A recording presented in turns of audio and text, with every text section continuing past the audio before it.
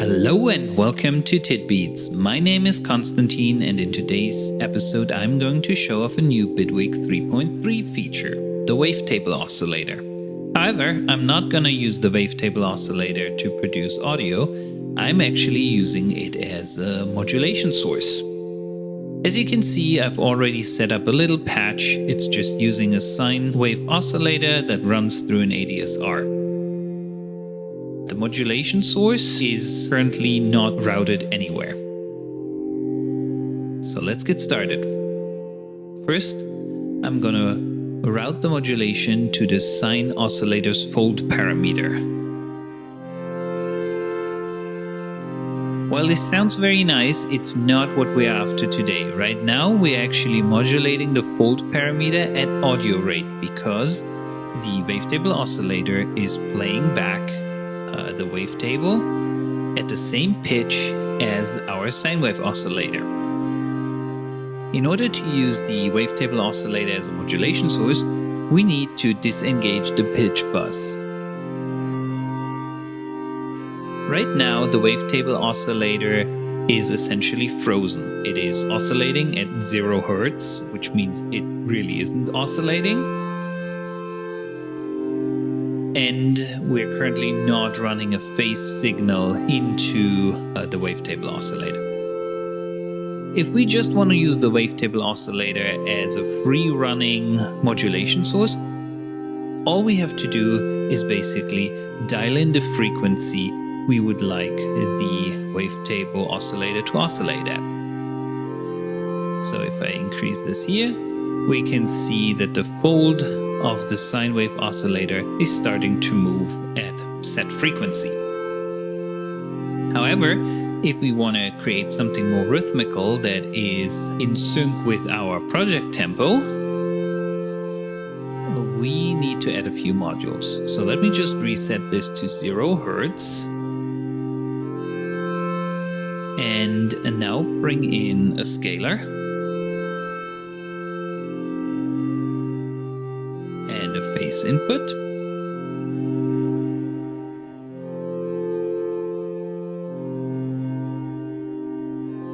The phase in we simply run into the scalar, and the scalar allows us to basically change the rate of our phase signal.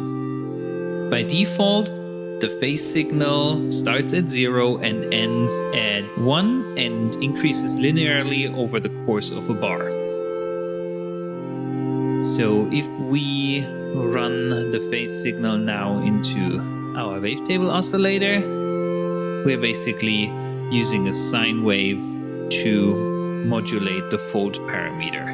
Maybe we can increase the modulation amount a bit more to make this more audible. In order to increase the rate of modulation, we simply have to adjust the ratio of our scalar.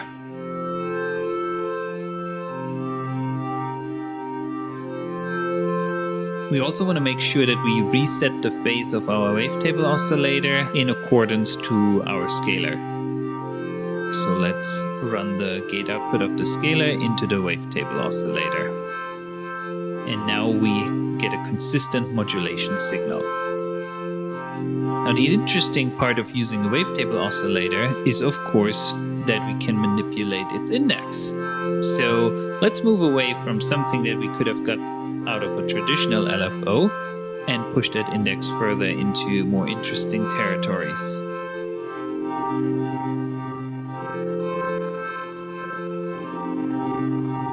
Maybe slow down the rate of modulation a bit.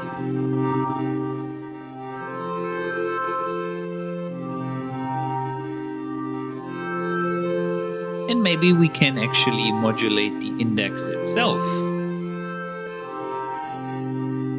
So let's start at something simple and then use the ADSR to push it into more complex territory as the pad sound is swelling up.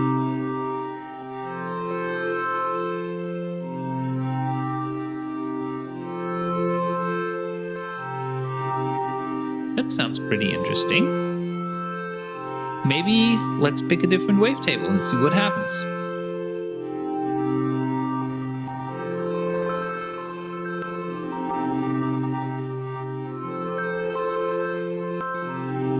If we want to smooth out our modulation signals a bit, because we're talking about a quantized wavetable here, we can simply use a lag module.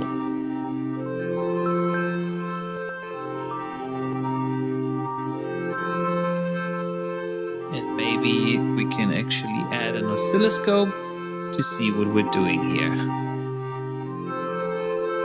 Switch that to slow. And if I deactivate that, you can see that this is more square. Also keep in mind that since the index is modulated, we're seeing shapes other than just squares of different kinds. Let's bring this back in and maybe smooth it out a little.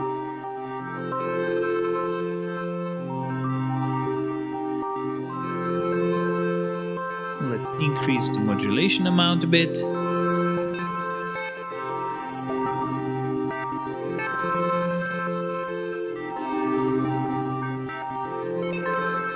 Now, if we, in addition to the reverb, run this through a delay, we probably get something really interesting.